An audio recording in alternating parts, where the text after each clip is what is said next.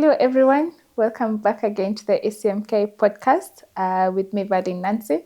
So for today's episode, the last episode I had all gentlemen, I hope you have watched that. But for today's episode, we're doing an episode on women in construction. So I have with me a team of women who are killing it out here in the construction industry. So we're going to just go through what their journey has been, what the opportunities they have seen for other women out here, what are the main challenges they have experienced, and just a word of encouragement to any young girl who is starting out. And remember, we're not doing this as a technical episode, so that means any woman, whether you're in law, whether you're in medicine, wherever you are, you can be able to listen in, relate to us, and also engage with us in the comment section. Okay? So I'm going to let all of you introduce yourselves. We'll start with you, Rin. Hi everyone, my name is Joyreen Ngei, a construction project manager. I've experienced construction in different facets, from being a project manager on site to being a project manager in an office, and now I'm in the supplier side of construction management as well as project management, and I'm excited to have this discussion with these lovely ladies. Okay. Yes. Thank you for coming. Are you able to say which supplier you're currently working with? Yes, I work with Assa Abloy. They are a door opening solutions supplier. So if you have needs for locks, let me market them and myself. I'm going to charge Yes, you for that. It's okay. So anything to do with door opening solutions, from locks to access control, mechanical, electrical, electromechanical, and anything to do with the system, opening system. That is all we do. Yes. Okay. Karibu sana. Asante sana. All right. Yeah. Kavi? Hi everyone. Lovely to be here as well with you. My name is Kavita Doshi. I am a property developer. I'm the managing director of Innova Properties. I've been in Kenya now for nearly 12 years from the UK, very much thrown into the deep end. But I follow the entire process from scouting for land acquisition, conceptualizing, developing a project, selling on or leasing the project. Okay. So you're what you would consider a client. Yes, absolutely. Absolutely. Okay. Thank you so much for being here. Thank you for having me. Cecilia? Hi everyone, my name is Cecilia Kaluki, a construction manager by profession. I've worked so far with mostly contractors, a bit with the consultant side, but I find my forte to be working with the contractor. Okay. So currently a little over 5 years experience so far. Mm-hmm. So excited to be here as well. We're actually in the same class with her. I don't know whether we mentioned that. I don't want to sound like I'm being, favorite. Yeah, so we've actually known each other for a while now. Is it over 5 years? Oh my God.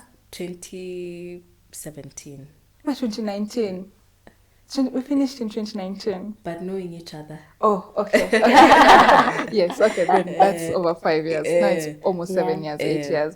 Okay, thank you so much, ladies, for being here. So, feel free. Let's just understand in terms of our journey, how it's been like, various, like you've mentioned, you've gone from in the office, the contractor, to now a supplier. I think that foundation will be important for us and for our audience to relate.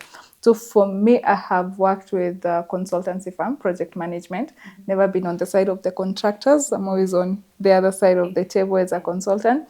I haven't also worked with most of RCMs. I've gone to work with architects. So for me, it's just been project management, mostly for where we are at, actually, Tilisi. So I've just been more on the site coordination, very little office, but site coordination comes with a lot of office work and emails and all that. So I look forward to hearing most of the experience from the contractor side as a woman, and the client side and the supplier side. So this is going to be interesting.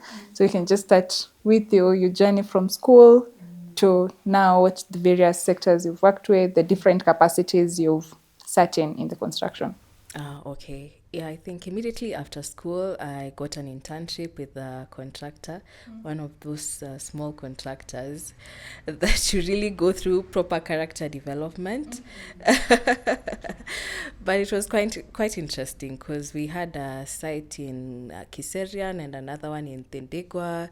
So I stayed with that contractor for maybe 4 months before we parted ways. I felt like I was ready to try on something more challenging.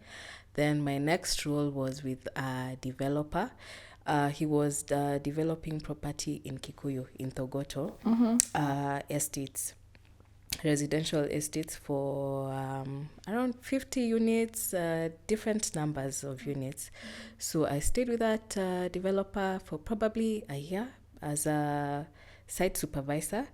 Before now, I moved on to a contractor, worked with the contractor for 1 year, then left the contractor, joined a consultant. Okay.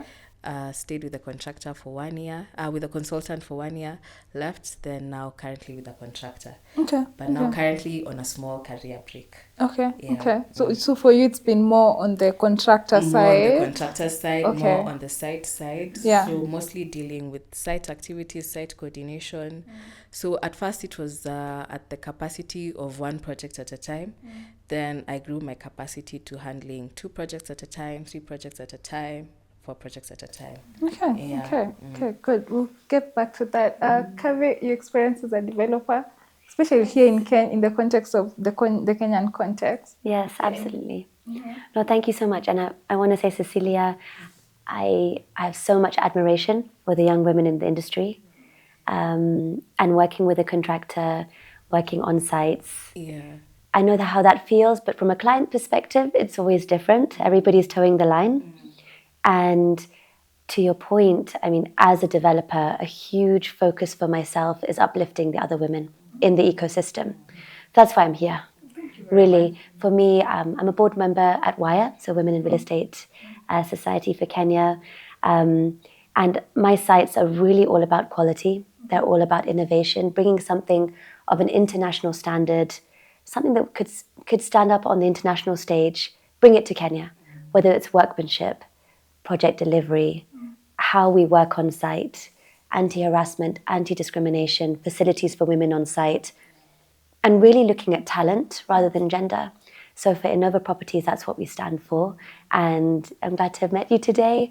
But I think from my perspective as a developer, look, I think 98% of the time I'm the only woman, not only at the table, in the room, on the site. Yeah. It's only me. And I think the huge learning for me is having a deep sense of confidence in yourself, being yourself. You just mentioned earlier, you don't need to imitate masculine traits. You don't have to shout the loudest. You don't have to use any kind of very traditional leadership tactics. You stick to what you know, deepen your knowledge, quiet confidence in what you do, and your product will speak for itself. And that will always, that reputation that you build up for yourself and your work will always speak for itself. So I've been through a lot of disbelief. Are you the client? A lot of people call my husband, and he just says, I have nothing to do with this project, I'm sorry. And he refers them back to me. And the cycle happens 3 times, happens 4 times, and then they get the message. And then after that hurdle, my first site, I was telling you, I was heavily pregnant with my first child. So as the developer, I was new to Kenya, with child, and we had to navigate that. And I called out the elephant in the room, and I said that there's discomfort in the room. If there's anything you want to ask me, please do. But this is not an impediment. This is part of the beauty of being a woman. So I invite you to embrace it, or I invite you to step out. But you have to make a choice now. And I almost just cutting through that noise, not giving it any air, and focusing on the job at hand. I'd often say, kindly, let's leave that to one side. Yes, I'm a woman, and yes, I'm with child, but let's focus on the task at hand. So all of that really aided me. I think the other thing I'd mention is building relationships. I'm extremely relationship-based. So I think as people see your worth and you stick to yourself and you also see your own worth, and as I said, your product speaks for itself, those relationships are extremely tight. You're able to call upon people that trust you and understand you. And we talked about, trust on site, and we'll get into that. But the trust level needs to be very high. So finding that support system, whether it's WIRE, whether it's other women in the industry, whether it's people that you really work well with that look at talent, not gender, finding those people and really capitalizing on those relationships. Okay. You've brought out quite a number of points, and just so people are not wondering why you're making this like a whole thing, you know, like the women construction, they have been there, people have done it, but maybe just if we can just give a highlight, either of us highlight of what's the kind of challenges that you've experienced. I know the challenges now have moved from the usual, oh, I was asked to be the one to make notes, or I was asked to make tea for everyone. That's it might still happen, but I feel like now the challenges have now more evolved from, you know, not to minimize those and those who went through that, but the current challenges are a bit different. For example, you brought the issue for women facilities. Yes.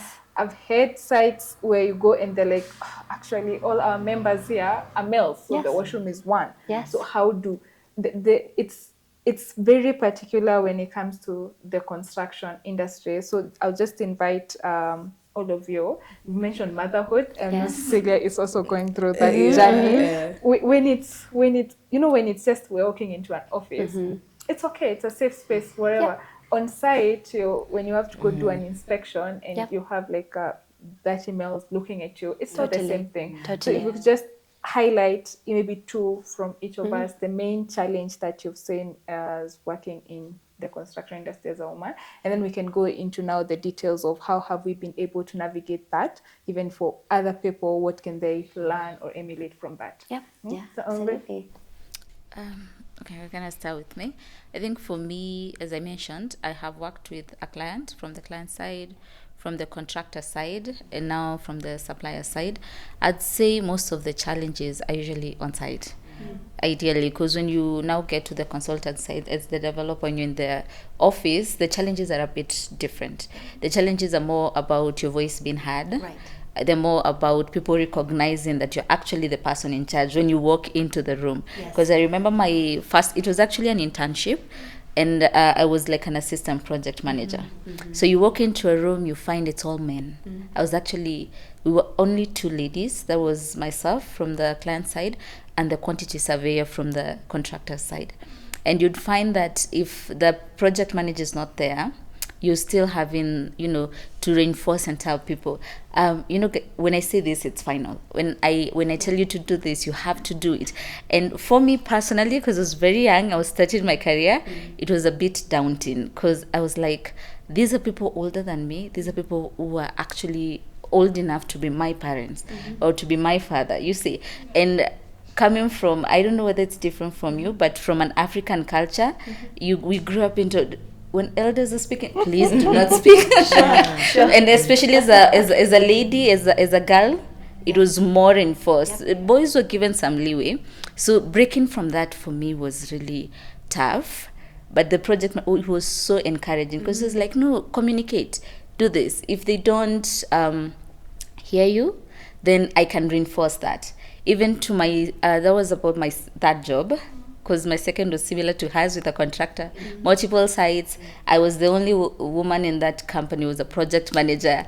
The others were men, and it was really, but it was more empowering. I think for me, I've encountered men who are really more embracing of women on site. The only challenge that we have very few of us. The third one, I think I felt it more because my voice was heard more. By then, I've already grown that challenge, and then the challenge is still there. You still find men who are like, a woman cannot give me, like an instruction on site. It has to come from a man. The people call you husband, and they're like, what about this project? I have experienced the same. But I had a very good client. Funny thing, I was working for the contractor, but the client was really supportive.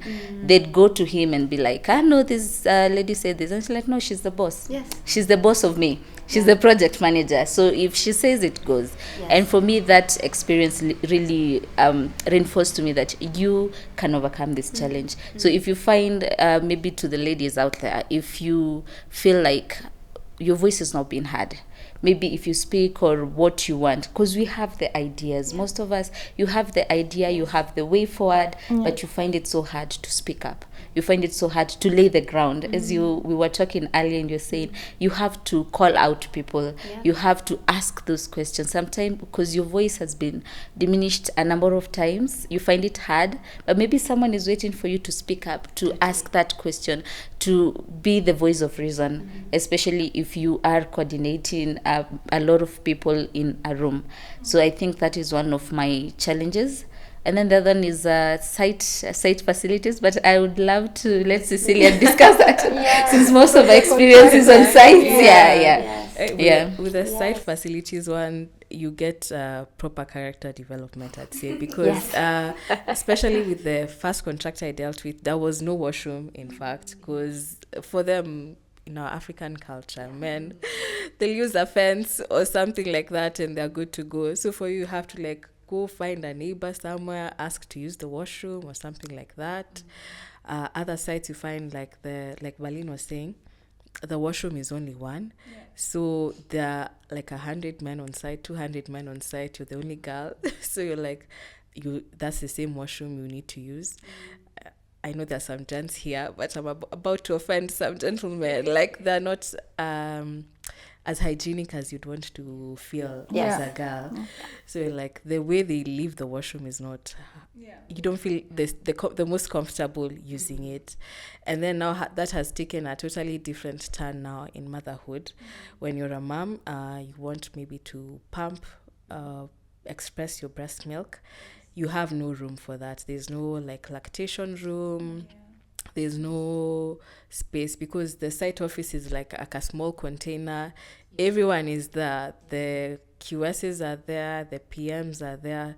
So if you need that privacy, I think on my first child, I had to stop breastfeeding early because it was becoming difficult to maintain the breastfeeding and working on site because I was bringing up the issue of like you leave the house at like 4:30 a.m. in the morning, you're back at 10, 11 p.m. at night. It's not sustainable. So there's that all had other dynamic that comes with that. I actually had not looked at, when I was even thinking about this in the child, I had not looked at it from a point where you have like small kids, like once you start that journey for mother. I had not looked at it from that angle. It opens up a whole new conversation. Even when we are putting out the temporary site office or site facilities, does anyone ever take a step back to think about such facilities like the pumping room and all that? So it's okay, that's just... There's some, like Kavita, she said she's embracing that. There's also a client that I worked for at breweries, the CEO. She's also embracing that. She's making sure that whatever project she's doing, there's a nursing room, a lactation room for mothers, for women. Maybe if you're expectant and you just need a few minutes to yourself. So I found that she's really embracing that in all her projects. So I find that people are embracing that. People are providing like fridges whereby if you pump, you have a place where you can freeze and store your milk up to nighttime, because it will beat the purpose if you pump and you have nowhere to store your milk. So I'm finding women that are coming up in these positions are embracing that. So things are changing. It's getting better. But I look forward to the time where the contractor on the site is a man and he has such, because you mentioned the other contractor, she's a lady also. She's not a contractor. She's the director at EABL. I think she's called Madame Karuku. Do you think it would be the same if the director was a man? It wouldn't be the same, definitely. It wouldn't be the same. His priority would be like, because she had to take away storage space we were doing a project for brewery. So for her, she had to take away some storage space that was allocated for, I think, beers or something like that. So for a man, it will be like, I'm losing money. It won't even pop up. It won't even cross his mind because one, he's not getting to see a lot of ladies. He's not interacting with a lot of ladies. So he's not even seeing a pregnant lady. When he sees you, he's not thinking, this lady looks like she's breastfeeding or something like that. Let me create something for her. So it's definitely different. When you have a woman in such a position, it's different for you. Because they'll think about it. They'll think about what they went through in their 20s, 30s, when they were at that point. When I was listening to someone, to Martha Karua, she was saying she got a baby And 4 days later, she had to go back to work. So you imagine for such women in such positions, when they think about that, they'll try make it better for us that are coming in right now. So we need more women in those Yes, at the table.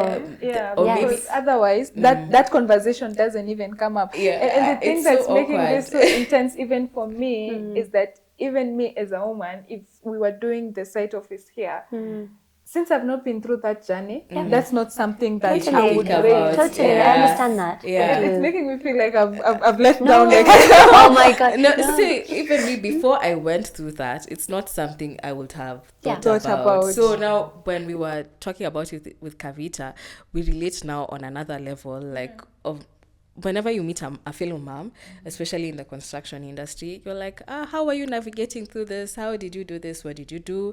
How was your experience? Like that. So it's, don't feel bad about it. No,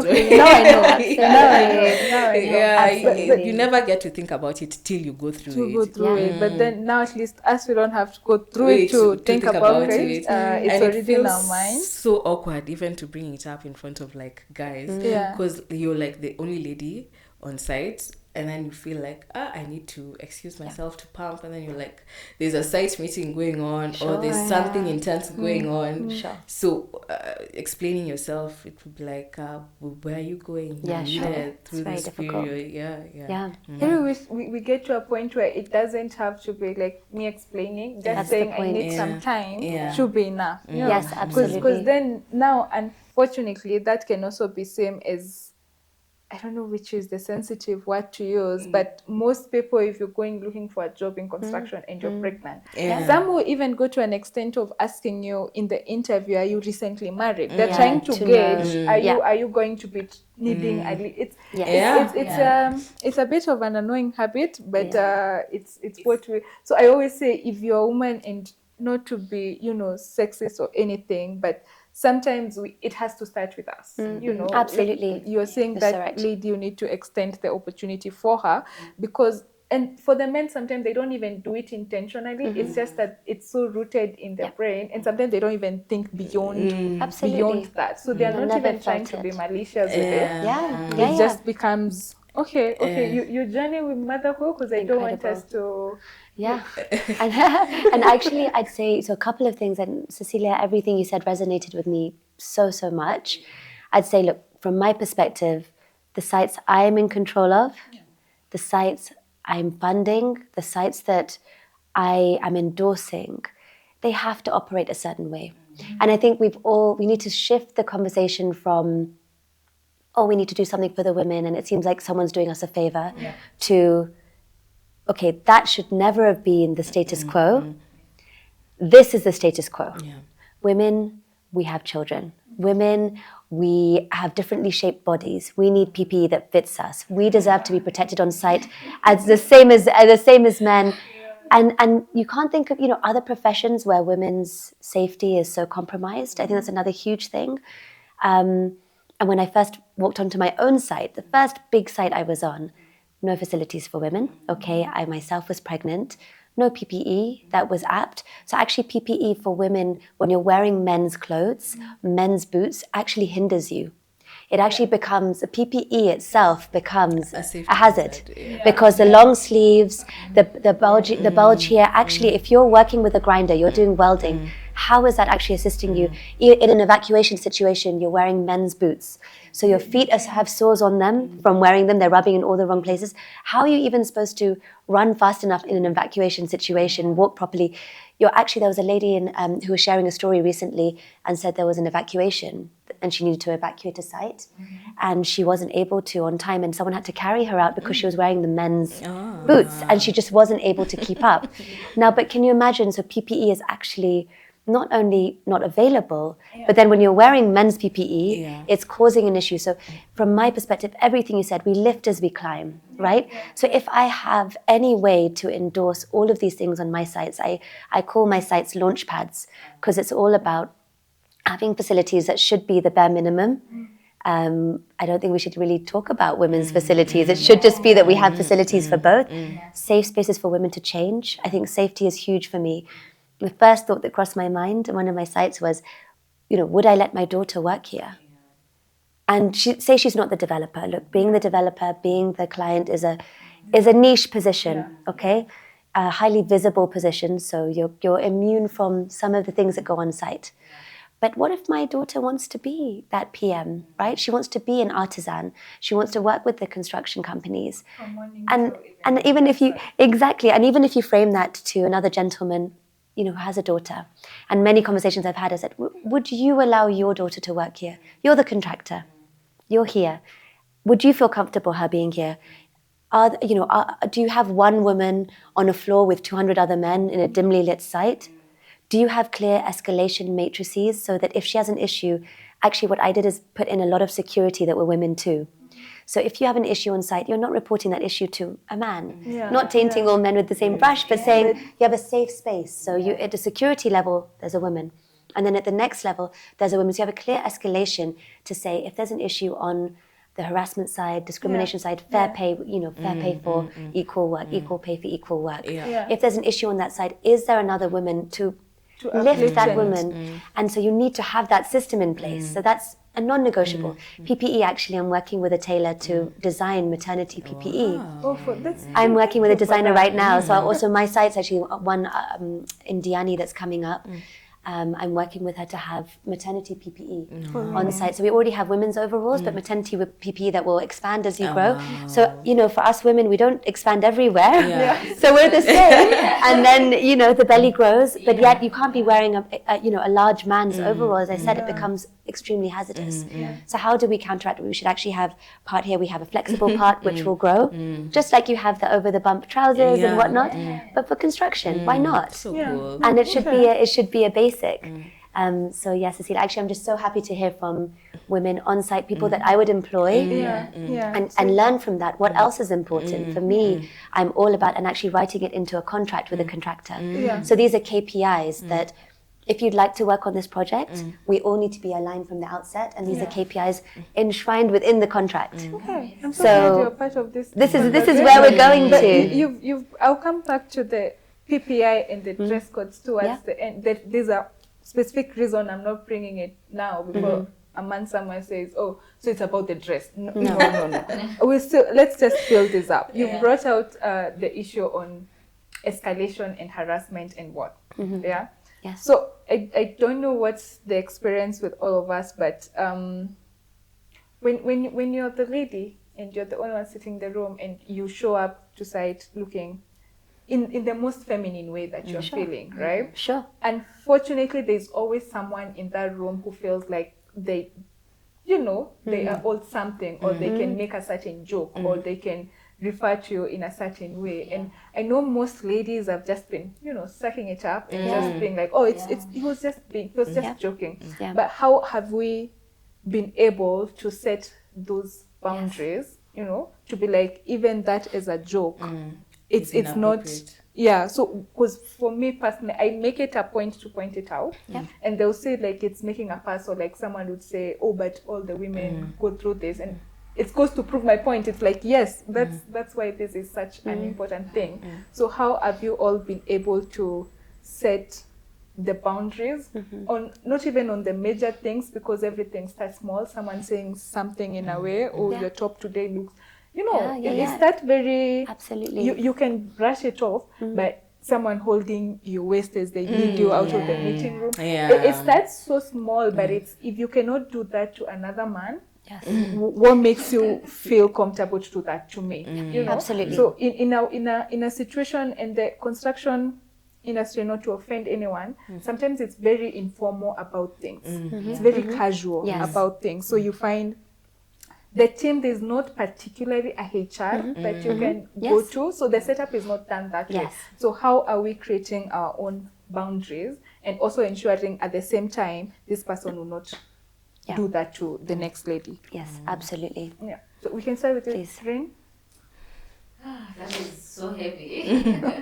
Because personally, I'm one of those people who I go to a site.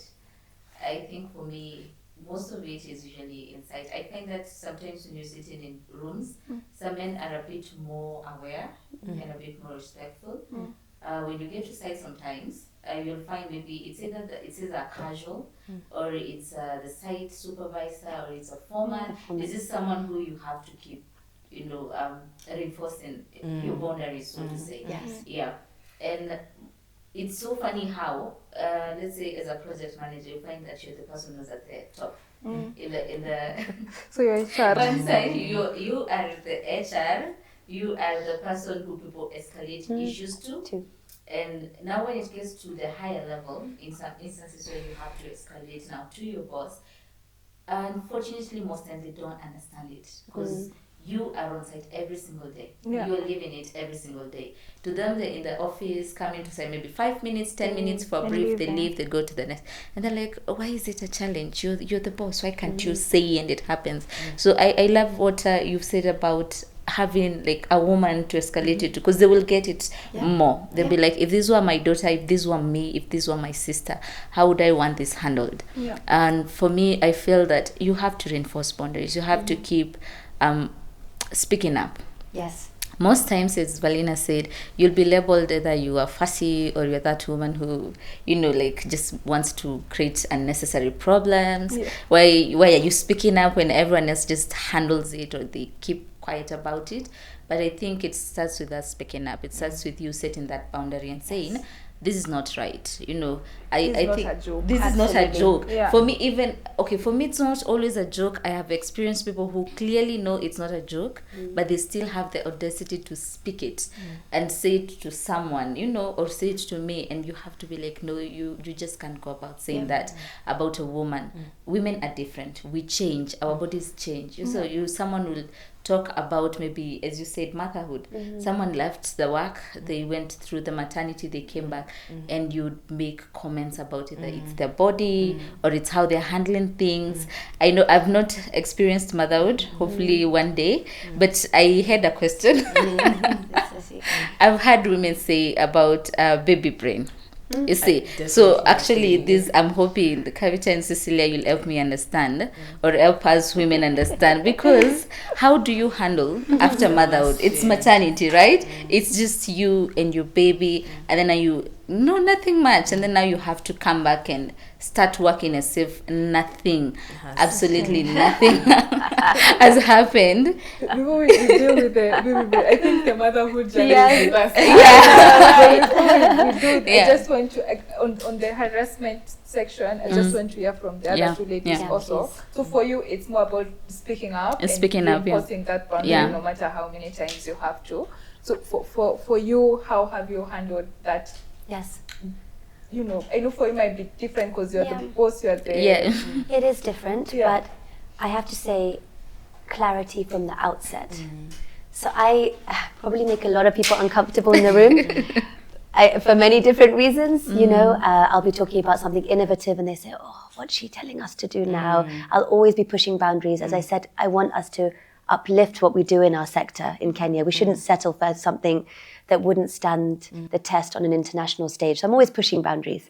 But for me, at the outset of a project, I raise the issue. And I say, if this is going to happen on this site, this will be the consequence. This is how we're going to behave. So I think the education around it and bringing men into the conversation. So recently I had an event, it was called Her Voice, and there were many men in the room. Actually, the function of the event was to move the conversation from just being with us women, and we all understand. I mean, we've been going through it since we were, how old? Tiny. We've been going through it on the street, family functions, friends, school. We all know how it goes. But the men, very funnily enough, and it's not all men that are doing this, but the knowledge around it is not there. And as we said, the awareness. So the function of that event was to bring the entire conversation about ways of working, so why it's important to have talented women on site, which is extremely important for the commercial success of a project. But secondly, it was about how do we treat these women? Once we're on site, are we even making the site hospitable for a woman to thrive?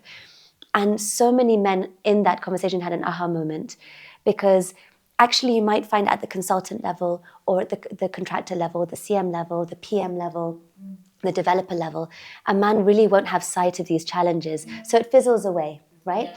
And the education piece, really talking about it up front and saying, guys, We're in the room together. We're all adults. We know what happens on site. I want a clear anti-harassment policy in place, clear anti-discrimination policy in place. If I get a complaint, this is what will happen. And it's written. Yeah. And it's not, and the clerk of works is key, the foreman is key, the site manager is key. All those uncomfortable conversations need to be had up front. Yeah. So actually it's in that person's mind. So when an uncomfortable conversation comes up to that male construction manager, say, he's actually like, you know what, I've had that mandate from the developer who's paying my bills, that hey, let's go back to that policy, okay, and it's removed from a personal thing to an institutionalized policy. And you say, look, this is the way we go about it. And actually that work has to be done up front, and the education has to be done up front. So I'd have to say that is the main thing that I'd say. And secondly, you know, for women, I'd say not letting it shrink you, knowing it's not you, and not letting it, you know, get into you. You know, we said about giving oxygen to those conversations that are, you know, gender biased or really aimed at watering down your power. So first of all, not leaning into it and raising it at that immediate moment, right at the beginning, nipping it in the bud. Because once something starts escalating and someone feels, you know, a touch on the back, a inappropriate comment, a uncomfortable moment in a dimly lit space, once it gets to that point, you know, it's kind of running away from you. So really bringing it up at the beginning and knowing you're worth bringing it up at the beginning. You're worth it. Nobody should feel unsafe in their place of work. Absolutely nobody. And we belong at the table. Everybody belongs at the table. Not just women, not just men. We all belong at the table. So having that deep belief, and as you said, we may be called fussy, we may be called, you know, muttering under the breath, she's a problem, she's creating issues, but really being immune to that and knowing your own worth. And as you said, to all the women out there, knowing that deep strength within you, that you are worth it. There's no reason for you to feel unsafe somewhere where a man would not feel unsafe. There's no reason. So. And this goes beyond even the construction. It's for everyone. It's just everyone. Yeah. Cecilia, experience on that? I think I was going to use the exact same words you've used, like nipping it at the bud. If you know it's this particular person, that there's this thing I use. If they say it, ask them to say it again now loudly. Sure. Sure. What did you say? Yes, like that. And do you want to tell me again? Can you say it again? What you just said? See if they have the same confidence to say it again. And one thing about me, I was very non-confrontational before I got into construction. Construction made me have to be confrontational. Because people just keep pushing your buttons, and then especially when they view you as almost, I'd say, quiet, or like you don't want to get into an argument with them, they'll keep pushing. But you just, you know, you get to a point you have to suck it up and be like, we are facing this, we are facing it now. Even if it's with, now the problem comes in when it's someone senior to you, when it's someone above you. So it becomes a tricky thing, and like you've said, in construction, we don't really have HR and maybe the HR is employed by that person, so there's nothing the HR can do about it, but you just have to stand up for yourself. Honestly, you just even if it's your boss, whoever it is, just stand up for yourself. And then one thing I found, especially as a lady on site, to avoid such things, or not really to avoid, the knowledge that maybe your male colleague will have, you have to have times 2 of that for them to be able to respect you or to think you're worth your salt. So if you know something about something, or if your colleague knows something about something, you have to know like extra double on that for them to be able to listen to you. So you have to keep reading, keep find out what's going on, keep or if you hear maybe a new terminology used on site, you don't ask, you research. You quickly take your phone, Google it, in a way of making it till you make it, but I get that. Find a way to make it. I think that opens up now the discussion, and it ties what her first point was in terms of having your voice heard.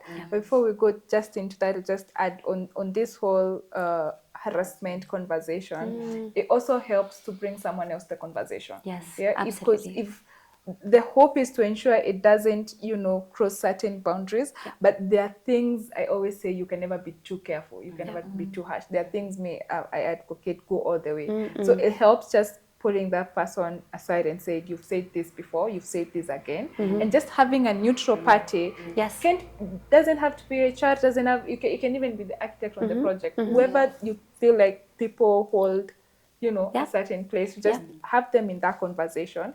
Make it's not a court session, it's just for me to call you out. And I'm including this neutral party so that you also don't gaslight me in the conversation. Totally. Because if it's just me and they will just be like, oh no, that was Joe, oh no, I didn't mean it like that. They'll either diminish it or gaslight you about it. But if you're bringing in a neutral party, then they understand that it's actually serious. Absolutely. And because we're also trying to ensure he never does that. We cannot continue having the same kind of conversation again and again. But I think the dynamic is different when it's a casual who you're feeling is being disrespectful. Yeah. Because by the time you turn again, you can point who, So I think now it goes back to ensuring we're bringing the foreman into the conversation. Totally. Not just the contractor. Totally. Yeah. Because the site manager will be, he's the one in meetings, but he's not the one on the ground. He doesn't even know who. So the foreman, the ones who are actually bringing in these casuals, they need to just be in the conversation and understand that these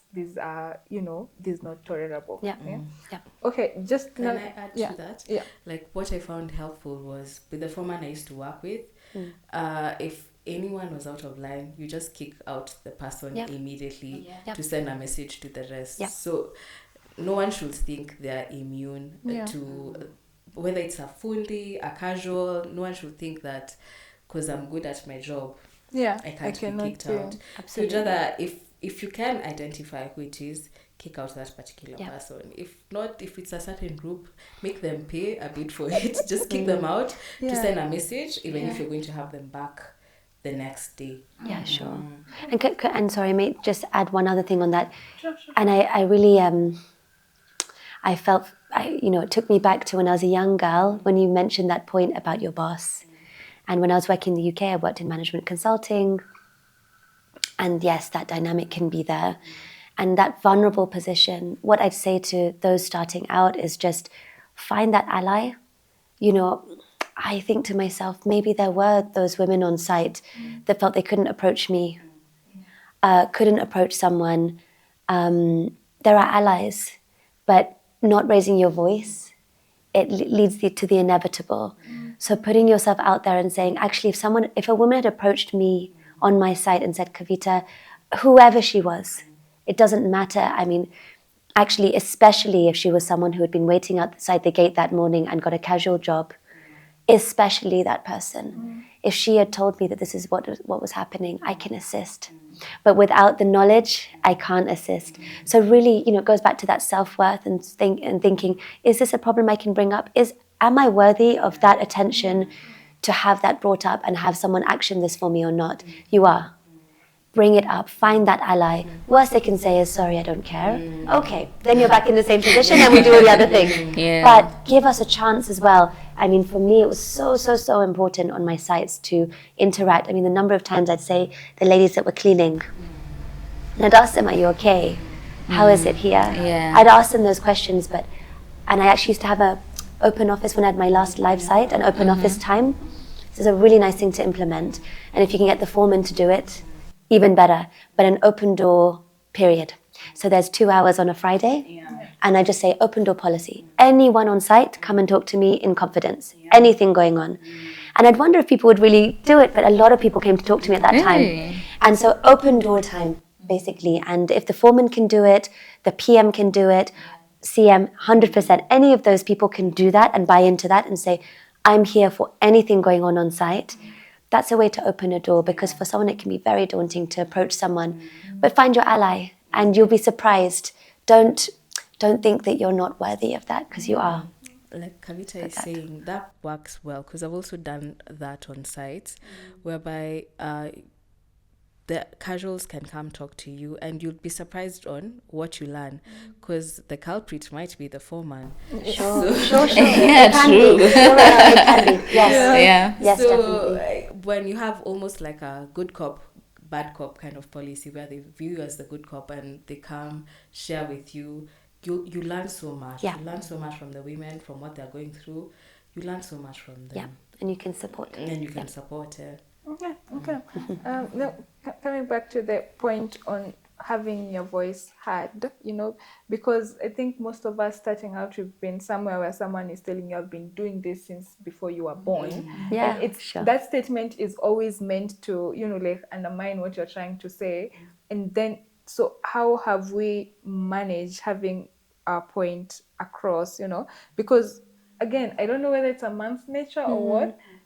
There are those we need to give props to, because sometimes I've heard in a meeting scenario where the guy will be like, actually, she was talking. She was talking, so please can you listen? So there are those people, and we really appreciate that. But then there are situations where these people will go on in a conversation as if you are not part of the conversation, and any attempt to, like, speak up, they overlap the conversation, or because again, remember, for us, we just here 5-6 years in, people have been doing this for 10-18 years. Sure, So so how do you assert your voice, again, also respecting that, there are like boundaries to be kept also, and it's not a shouting match also. It's just for you to be able to come and prove, okay, this is my point. So how have we been able to manage that kind of scenario, especially in meeting rooms or even site meetings or that? So what are the tools you've seen to be working for you all? Yeah, please. I have been put on this spot study first, but what will I say? I believe for me, it's been more of I want to speak from supplier, just for a minute, because it's been a very different experience. So my journey in construction, actually, as Cecilia said, you have to, like, it molds you into a certain kind of person. Sure. And for me, I found it to be helpful because I wasn't that outspoken, I wasn't that vocal about what matters to me, or being that person who reinforces issue, like a point. But now coming to the supplier side, I thought I had confidence. And I started talking to clients, and I realized you do not. you really do not have this. You see, because you'd find I go talk to developers, and you find they're men, and they're like, "Kasichana, I've been doing this for years." Nikisema, you have to, and then it gets to a point where you feel, am I doing this right? And the doubt starts setting in. And you start asking, you start questioning yourself, and you start questioning your worth.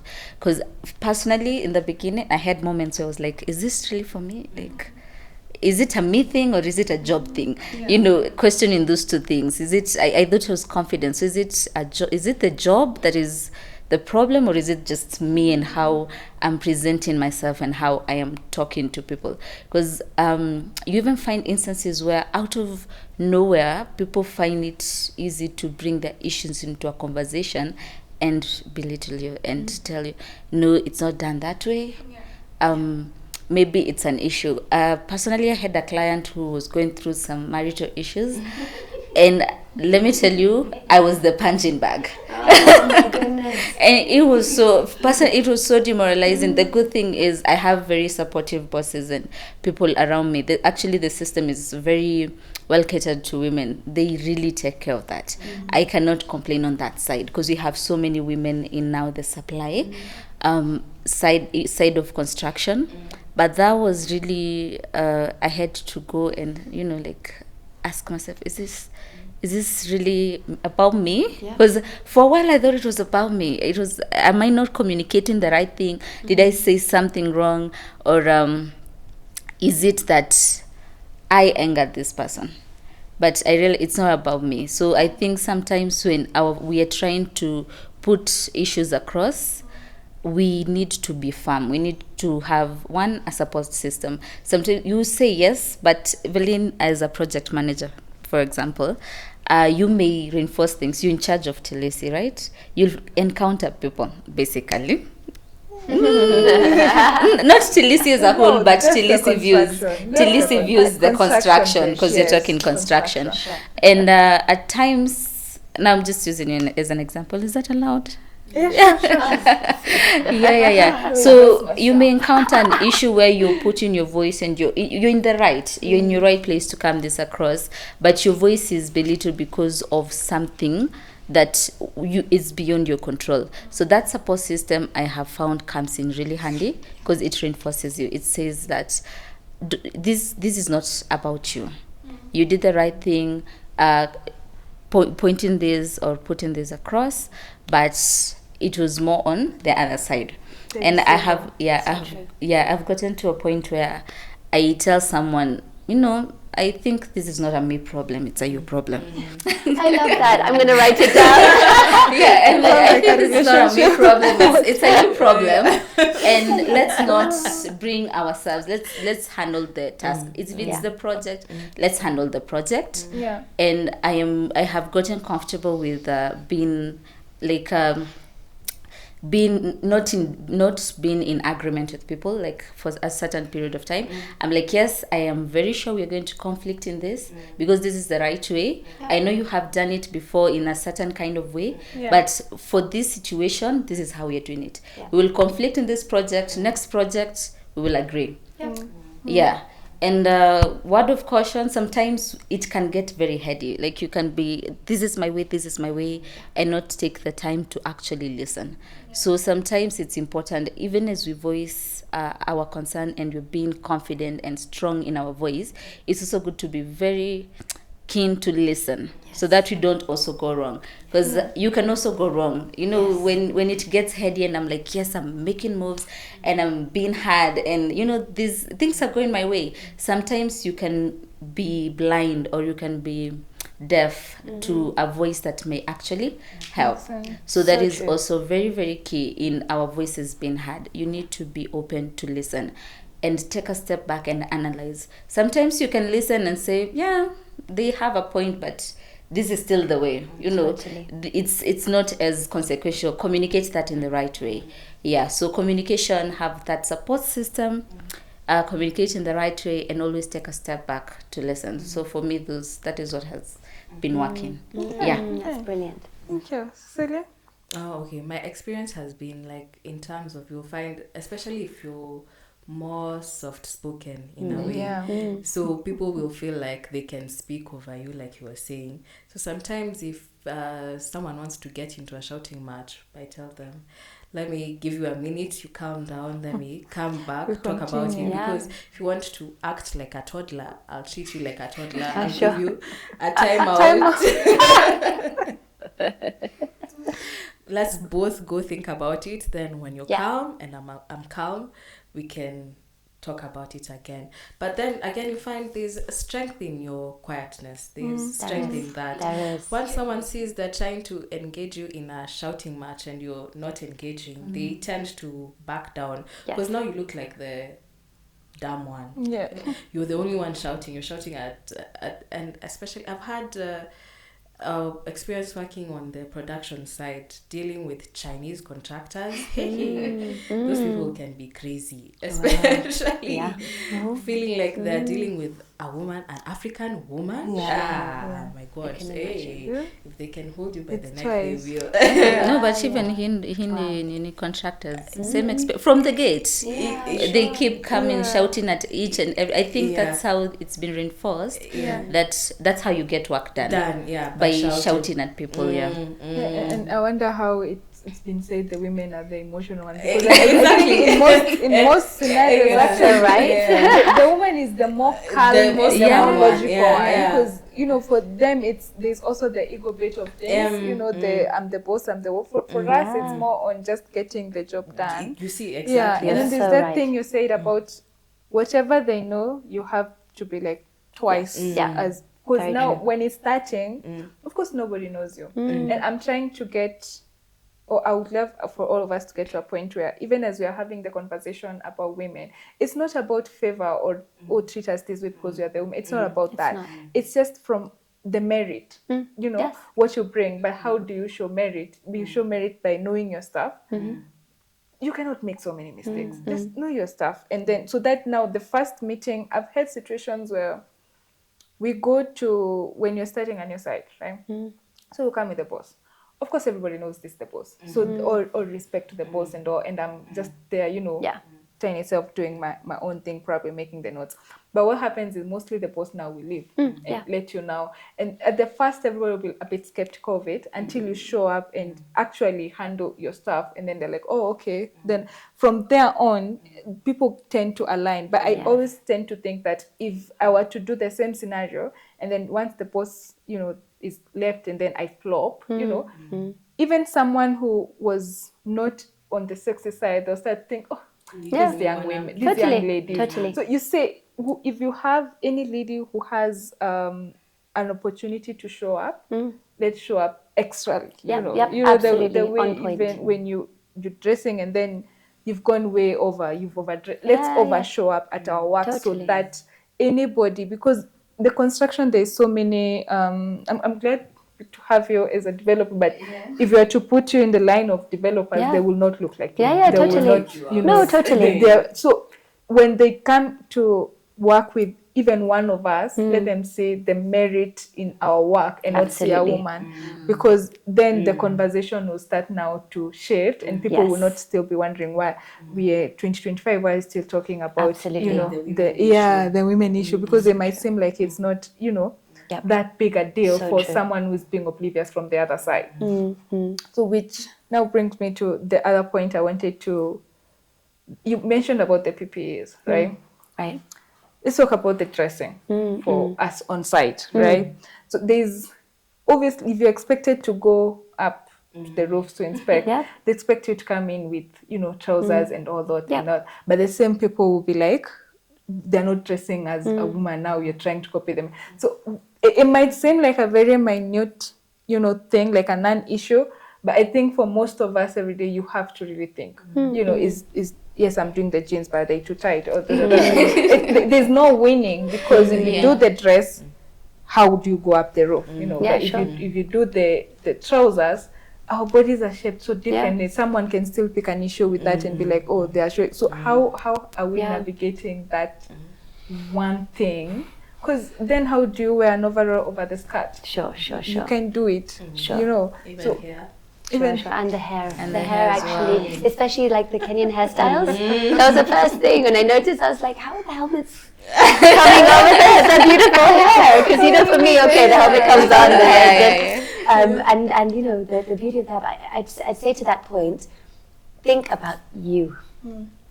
Everyone's always going to have an issue. And just both the points are related, actually, as you said. There's always, if someone wants to find something wrong, they will always find something wrong. Yeah. So the premise for me is always be comfortable yourself. Dress practically that makes you feel great. So maybe there's one day you feel, I'm going to dress up today because I'm in a meeting and this is how I want to be. This is how I feel. And it's part of my, it's part of how I want to present myself in the meeting. The next day, actually, this is how I'm going to be in my boots. I'm going to be in my jeans, whatnot, so that I feel very comfortable going around everywhere. But what I'd like to say is that because we're never going to please everyone. And certainly, actually, we're kind of set up to not please anyone. So almost taking that as a given, putting that to one side, and even on the leadership question, saying that, and I loved what you said about listening, because I've learned so much from being actually the last to speak. So I wanted to just share a tip for anyone. When you feel in the meeting and you feel that heat, that irritation coming because someone's talked over you. Someone has not listened to what you just said. Someone is misrepresenting you. Someone is dismissing, and you feel that heat coming up and you feel that irritation. I get that flush on my cheeks, I can feel it. And that's the moment I actually give myself a few minutes on the clock. I look at my watch and I say, right, Kavi, breathe. And just listen. And I know the developer perspective is different because I'm usually like chairing the meeting and people are telling me, but I've often not been in that position. Actually being the developer, I think they expected me to kind of come over, mess around a little bit and then leave and they'll do whatever they want. And the reality was very much not that. I'm a very hands-on developer. I probably function more like the CM or the PM. That's how I function. So there's a huge learning curve for a 60-year-old man. I've been doing it for 40 years, adjusting to me. And there's a huge respect matrix there too, because I have immense respect for what he does, immense respect for his experience, but I also am bringing a lot to the table. So that trick, give yourself a few minutes, let that feeling subside. Don't talk in the heat of the moment. Listen and say, actually, you know what? I'd love to hear more about your point. I'm not quite understanding why you've said that. Take me through it. Okay? And saying that, and then circling back and saying, okay, did that point of view make a difference actually to what I think? And actually saying, you know what, that's a great point. I didn't think of it that way. Let me take it away with me. Or, okay, in light of that, actually, can we look at it this way? That circumspection, as women, we're great, and playing to our strengths. So we've dealt with harassment our whole life. We've dealt with raising kids while working. We've dealing with many different hats. So we have many incredible skills within us. So let's use them. And let's see the power in them. We can multitask. We have to calm ourselves down when our toddlers, when my 2 were toddlers, there's like a 1-year-old and a 1.5-year-old, or like 1 3/4-year-old. So what have I learned from that? I've got to be the calm in the storm, patience. And I've got to have the deep knowing that I will let the dust settle, but I know what I'm talking about. So to your point about knowledge, and even on the dressing side, hey, I'm going to be comfortable. I'm going to wear what I will wear. I'm a feminine woman. Don't need to dress like anybody else. But then on another day, I'm more sporty. I'm more that. I have many facets, and I'm happy with that. You may respond in your own way, and that's a you problem. It's not a me problem. So just really, and maybe just in that situation, be like, you know what? I'm going to wear something that I don't have to adjust. I don't have to pull it down. I don't have to think, oh, is the skirt coming up? Just wearing what you're comfortable in. And it doesn't matter what the rest think. And then having the appropriate PPE, which is something that we're working on. We need more people to on board on that. Absolutely. You see, now if we had not met you today, we wouldn't have known that there's a whole set of PPE. And it's something I'd really like to bring to the market, because I looked for women-specific PPE, because I had so many women on my site, because I was partnering with other people like Toolkit, like Build Her, to actively bring women on site, right? Then I'm like, okay, what are they going to wear? The next thing. How are they going to be safe? So it's a natural flow, but actually bringing it to market and actually saying, this is what contractors should have, that just like they have PPE for the men, this is part of it. Because the expectation is that women will be on site because we belong there. Yeah, we've been there Absolutely. long before. Boot size that you said. Boot size, exactly. And a boot that's for the narrow feet. You know, not something that's going to rub your feet the entire day and you go home with the blisters and whatnot. Celia, you remark on the dressing part? On the dressing point, I think because I've mostly worked on the contractor side, on the site, for me, I've been a jeans girl throughout. Through and through. Later on is when I met some lady who was working as a PM, and she'd dress up, she'd have like the dress and heels, and I'm like, wow, she really commands attention. Like Kavita walked in with the heels, I'm like, wow. I aspire one day to be able to walk around with heels. And you see, like there's a way people, like, you command respect when you're in your femininity. When you're flowing in that, you're not trying to be one of the boys. I'm not going to like say hi to you in a certain way. Like, you can see it. It does. There's something about it where a bit of lipstick, a bit of makeup if you want to. So, and if you can do it. And you can want to, but also if you can. Sure. But then that just now takes us to the next page, which is, how are we using our femininity as a strength in our workplace, not just inside in those meetings? So how are we using that as a strength? I have one example, and I just have to take it. I have to get it out of me because I'm so happy. I'm going to explain, because femininity is a strength. Oh my goodness, we are warriors, and I think there's a story that's been told. And just as you said, growing up, I mean, Indian culture, Kenyan culture, all the traditions that we have, so many cultures, we all share that. You know, you will serve the tea, and and I'm happy to do that. I love being a homemaker as well. There's so much beauty in caring for your family and caring for those around you. I mean, that is a huge strength as well. So, but that part being told to you that diminishes yourself as a warrior is completely the wrong way round. So femininity is strength. We talked about multitasking. We're brilliant at multitasking. You'll be pumping, you'll have another child pulling on your leg, you'll be writing something, and you'll be on a Zoom call and you'll have to leave in 10 minutes. Okay, so for dinner, my husband will have this, mom and dad will have that, and the kids are you'll have organized it all. You'll have spun all the balls. I challenge, no disrespect to any of the men, but I challenge you to be able to spin that many balls in the air and be able to keep your calm and still be in the face of all the hurdles that we need to cross, okay? So yes, femininity is a strength. And the second part to do with that is also around that quiet confidence you said. We have the ability to keep our cool because egos really don't come in. I mean, sometimes it does, but not really. I think as women, we're humbled. We're humbled all the time, and we're very much connected to each other because we know what we go through. So that humility is such a beautiful thing, and I think it cuts people down to size more than an ego. So if you're sitting at that table with humility, knowledge, wisdom, and grace, you'll cut through all the noise because actually it embarrasses others who are shouting louder, who are beating their chest and using that. It will it embarrasses that way of being, because actually that beauty and the humility and the deep strength and the knowledge and say, actually, did you read this? I just offer that other point of view in your quiet way. That has so much strength to it. And I want to shout out an amazing woman named Sarah. She is a PM with my contractor at the Cube and Riverside Drive. She is a PM. She is very much in an amazing situation with the contractor, Mahesh and Thirt. They were wonderful, and they nurtured her. But she was a quiet one in the corner. But you know what she had? Attention to detail, attention to quality. When we would look at the same wall, we would see the same thing.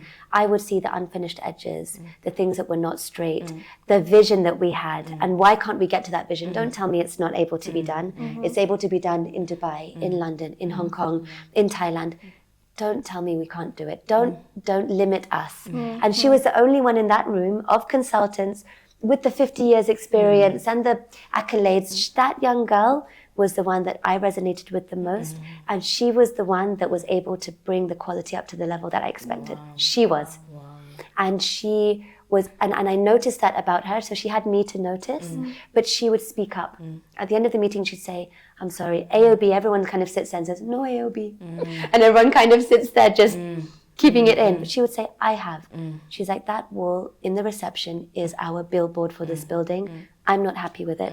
Kavita, can we go and walk there? What you drew and what we're supposed to have created is not what's on site. She would call herself out and she would want to elevate. So she was that quiet person that brought so much to the table. And I'd say that is femininity at its most. Attention to detail, quality, finishing, that ability to see that more detail than others. She brought it out and she said, this is not a minor point. This is a major point, because this is what, when someone walks into the building, this is what they see, this is what they form their judgment.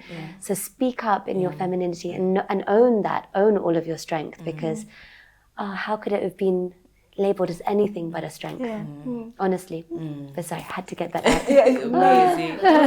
Okay. But, wonderful questions. Cecilia? I think for me, with the femininity aspect, I guess we also have to look at our masculine counterparts as well. I want to bring them into the topic.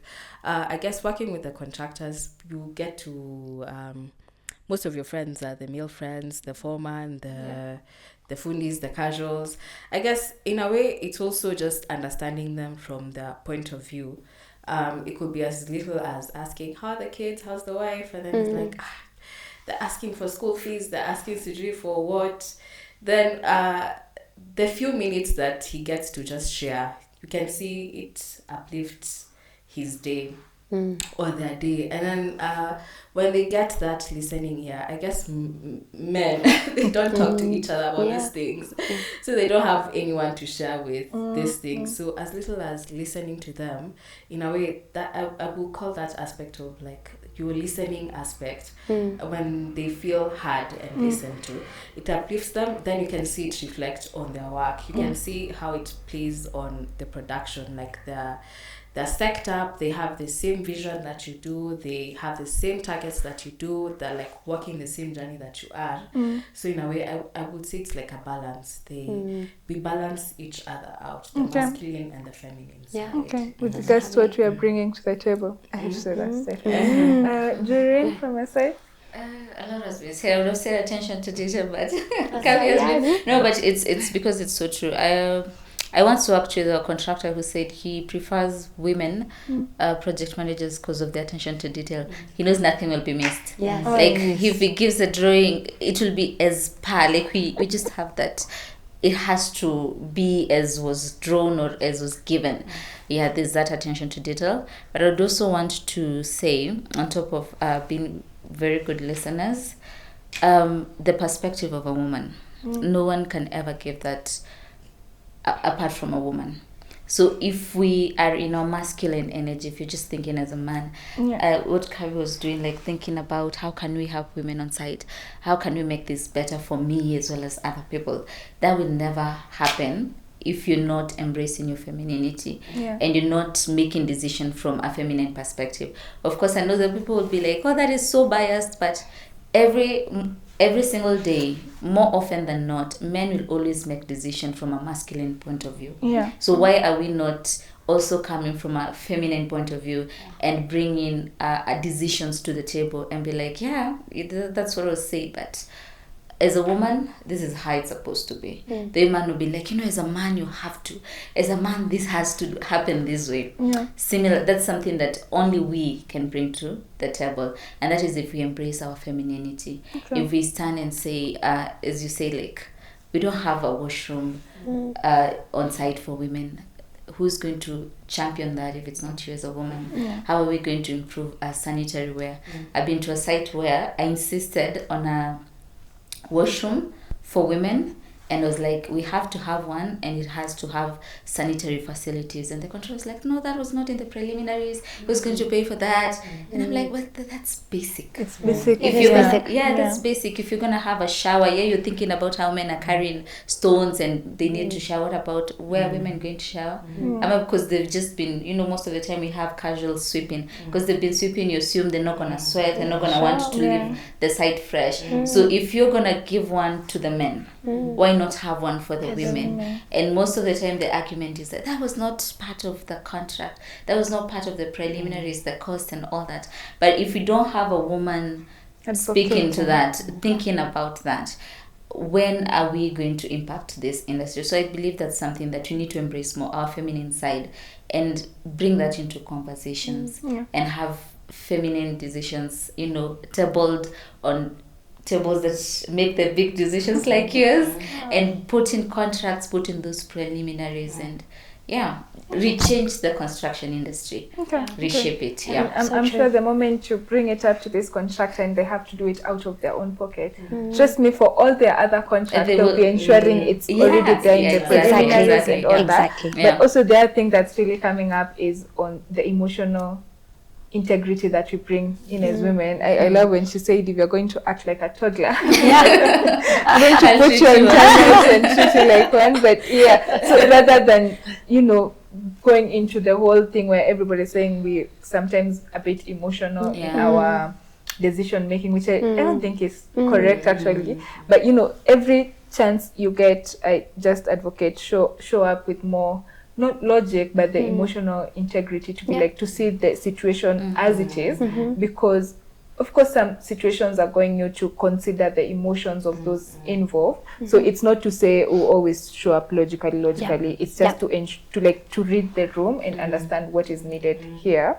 So just before we close, because there's so much we can discuss, and I think this will just mostly be to the mothers in the room. How are you managing that, not just as a woman in construction industry, but as a woman and a working woman, that work-life balance? How are you finding it? And is it is it as major as it's being made out to be? Because I think for us, the families, it's you vision turner. You go to work. If you have a class to show up, then it's just you to worry about. Like you're saying, for you guys, you have toddlers. You're thinking for a whole other person. The husband still needs their manager, who is the wife.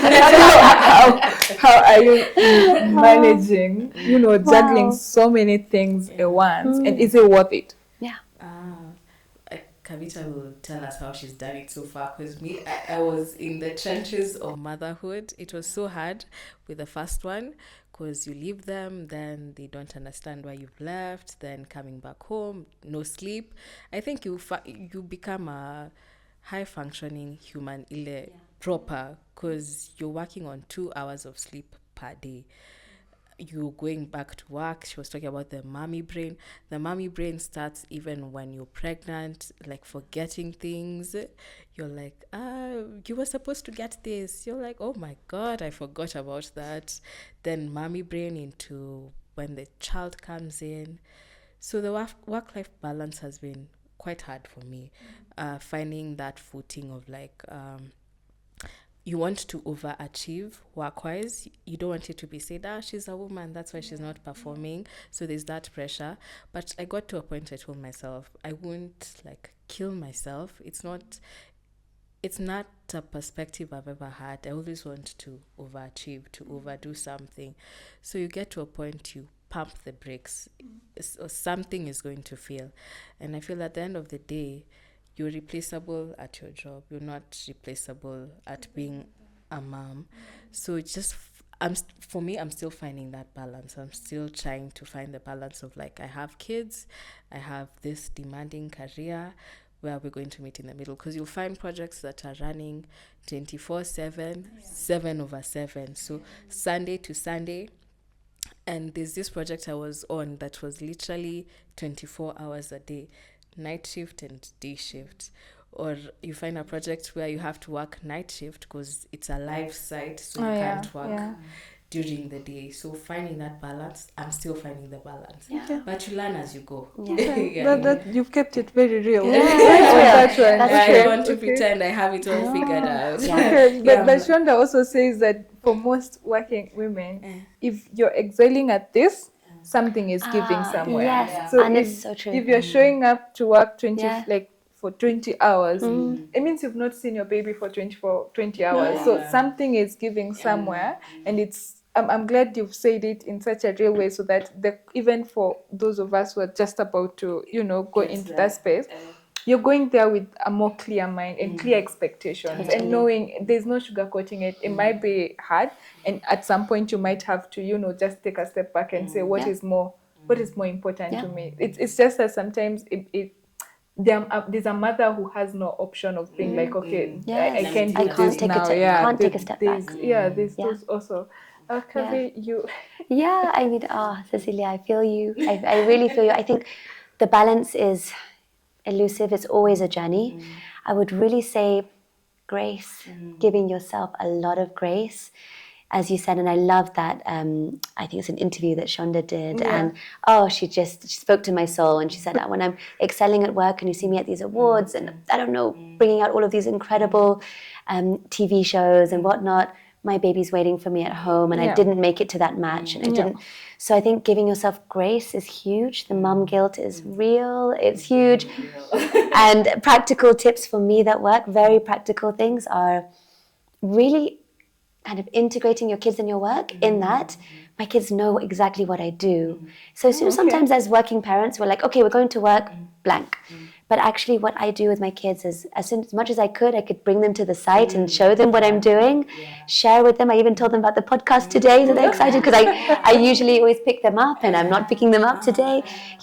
So showing them, Mama, this is what Mama's doing, and really letting them be part of that story, of course, as they get a little bit older. But so actually framing it for yourself that I'm doing this for me, but also for them, especially have girls and boys, so boys can understand that actually what do I see as a woman's role? A woman's role is so many things. Mama is doing many different things. I'm so proud of her.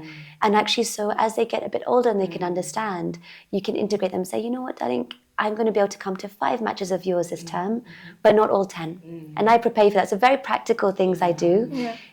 Scheduling, oh my goodness, you should see my scheduling. It's like half an hour to half an hour, but I even schedule a lot of quality time with the kids. I'm very, just being really intentional.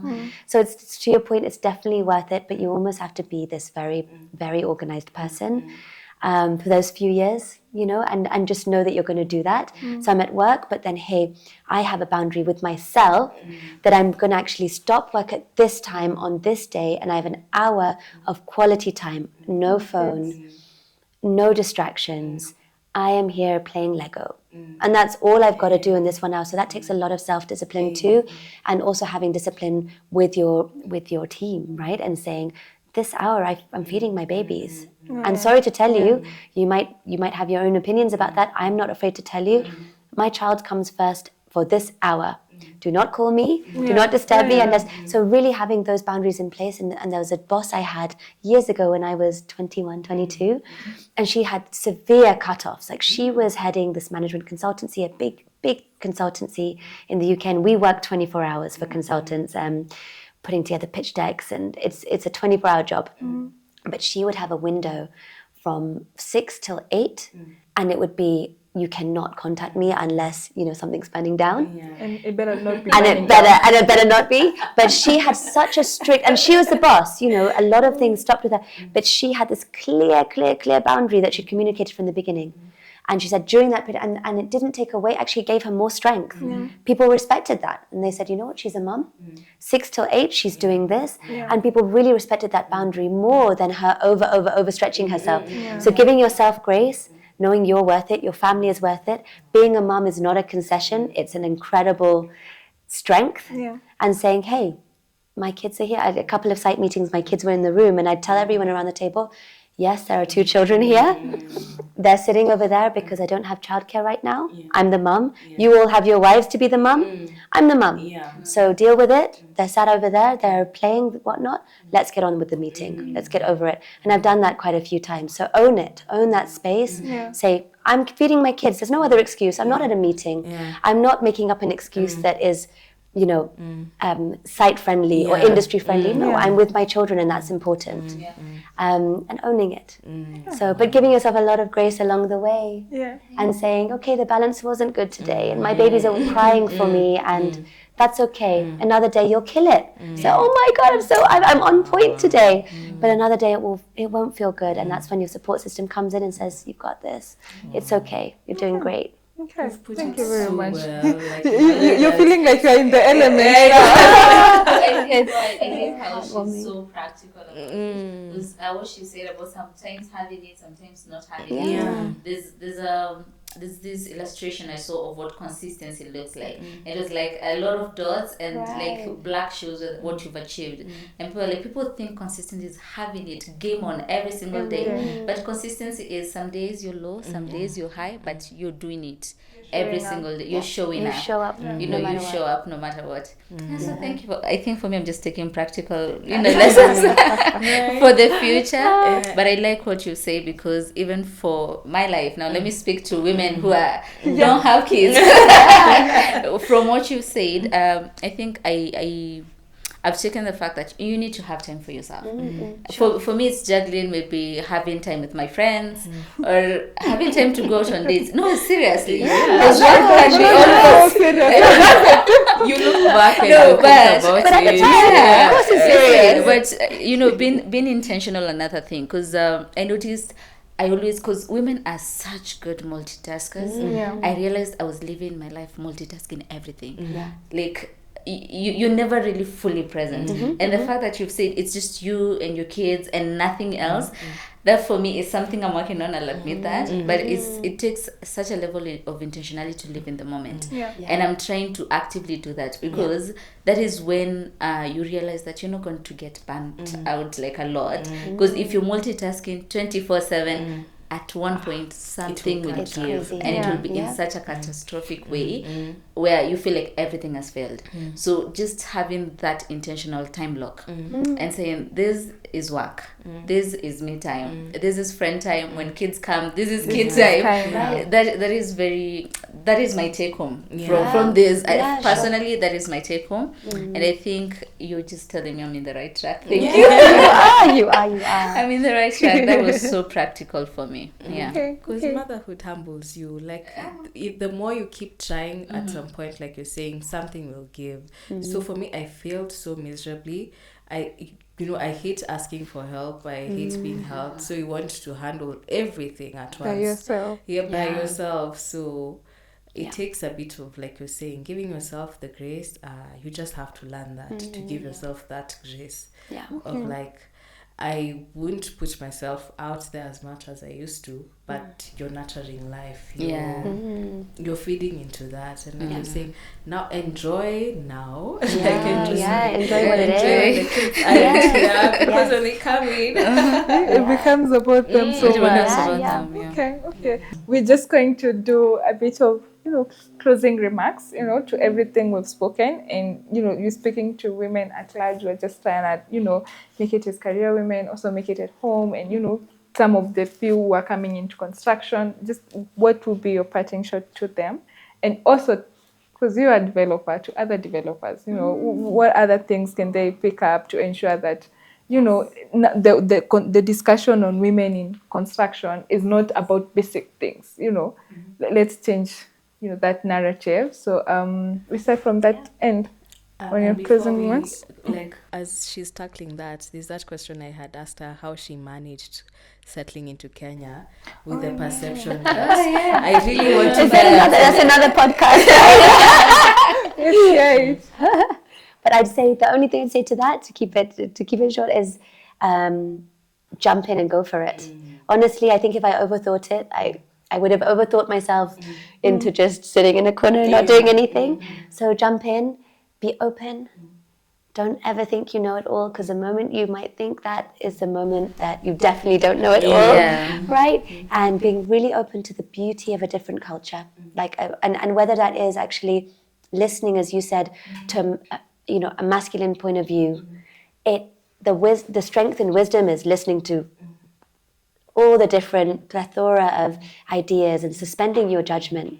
So actually there might be an old man who looks kind of 60, looks very much like he would be that biased patriarchal person, but he might surprise you. Yeah, true. And he'll be the one that actually uplifts you. Or there'll be a woman that actually brings you down, So that openness and perspective of really suspending judgment. As you said, someone walks in and meets me, and Kavita is actually a Kamba man's name. So the number of times people walk into a meeting and expect a Kamba man, and then they meet me and they're like, okay, so where's Kavita? And I'm like, how are you? So suspending that judgment for others, just as we want to suspend that judgment for ourselves. But go for it. I think all of us women in construction, we're brave. Yeah. We're going for it. We're in a situation that's not the well-trodden path. So inherently, we're doing something. We're pushing boundaries, so embracing that in yourself and backing yourself when the doubt sets in. Yeah, it's kind of a parting shot too. But I can just finish off with the parting shot. And for other developers, I say, don't turn a blind eye. Yeah. Do not turn a blind eye. Ask yourself that question. Would you like your sister, your mother, your wife, your daughter to be on this site? All the answers will become clear. Yeah. And actually, one thing I'd say, and there is, the cost conversation around accommodating women on sites, actually in practice, and I'm developing an inclusive developers checklist to make it like ABCs for developers. Please look into it. The partnerships are already there. Actually, it's not a cost driver. It's about changing your mindset. I mean, really, when you look at the cost of that construction site, putting in a women's facility is a drop in the ocean. Women's PPE, instead of spending more on all men's PPE, accommodating for it within your budget, right? So that it's not a cost driver. Don't let that stop you. Look way beyond that and think about the mindsets. Anti-harassment, anti-discrimination policies are free. That's about thinking, that's about caring, and that's about listening. So really don't be able to scapegoat it and say, actually, it was a cost driver, that's why I didn't do it. Sorry to say, but don't hide behind that. Look beyond that. Seek me out. I'm here to pave the way, and I'm here to push the boundaries. So any knowledge there I can have, please let it be that, I can give it to you, but don't hide behind it being a cost driver or an inconvenience. This is just the status quo that we must have. The doors should have been open. They should never have been shut. So be proud of your sites. Push something that you're going to be able to be proud to show your children that I did this, and that is going to align with your values. I think the time for hiding behind smokes and mirrors is way over. And if I can help in any way, please reach out. That's what I'd say. Thank you very much. Yeah. Thank you. Joyreen? Okay, I'd want to keep this very short and sweet. To the woman out there who is in a field where they do not feel like they belong, they are worth it. You're worthy of that space. You are worthy of being in that space. You're worthy of your voice being heard. So take courage. Take courage from us. Take courage from the millions of women out there who are doing it. And start with that one step. Start with something small. Start with one thing and keep going. Keep moving forward. And always remember, you're worthy. Your voice should be heard. And if there is anything that does not align to your values, do not tolerate that. Stand up for yourself. Have that confidence to say that this is not right and this is not what I stand for, and put a stop to it, because you're also helping other women behind you who may come up along that journey.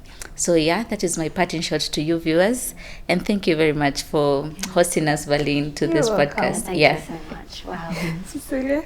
Well, mine will be just go for it. I think at times the imposter syndrome really creeps up on you. You feel like, can I really do it? But you surprise yourself. Imagine at times just close your eyes and just go for it. You surprise yourself at what you can achieve, at what you can do. And then also just giving yourself time to grow, to learn, to develop. You fail, you make mistakes here and there, but you learn from that. I had a boss who was more of like a mentor who would tell me, you'd rather make a wrong decision than no decision at all. So make that decision, all eyes on you, just make it. If it ends up being the wrong decision, you learn from it. If you grow from it, you won't die from that decision. So just keep pushing, keep trying. That's my parting shot. And I was so happy to be here. Are you still feeling nervous? No. No. Totally renewed. Yes. Okay. Thank you so much, ladies, for coming through. Good thing about being the host, I don't have to have a party. I can just, decide to close it. But what I think I've taken from, the discussion is, for the ladies who have the opportunities, please show up for us and show up. If the men are showing up 75, yours has to be 150%. And I think you are proof of what that can look like from your examples and all that. So any lady who has an opportunity, show up and know that you're showing up for all of us. Show up from a point of merit, show up with more knowledge than anybody else. And for those who are just starting up, just like everybody is saying, just keep moving, keep bring the new ideas. Also what happened when, for us who've been there for a while, we have a way of doing things. So we need now the new generation and the new ladies to bring up new ideas on even things that we didn't know we needed to discuss. I think the next one we'll do is just going to be, we've talked about so many challenges here, but the next one we'll do is just going to be all the great things we are doing. And then that can be a more encouragement to everyone who is out there. But otherwise, thank you so much for coming. I think for you, I even called you yesterday and you still showed up. So thank you so much. I really appreciate it. Let's see what more conversation we can keep having. Let's even see whether we can have even a training session, because you're talking about, femininity. Someone else is somewhere wondering, what is that exactly? What does that entail? So we can also just, elaborate more on some of these things. And to our viewers, thank you so much for listening in all the way to the end. We will see you next time. Like we mentioned on all our podcasts, we are filming this at Tilisi Views, one of their villas, the E3, the 4-bedroom. Come around, have a look at what they're doing. And thank you very much.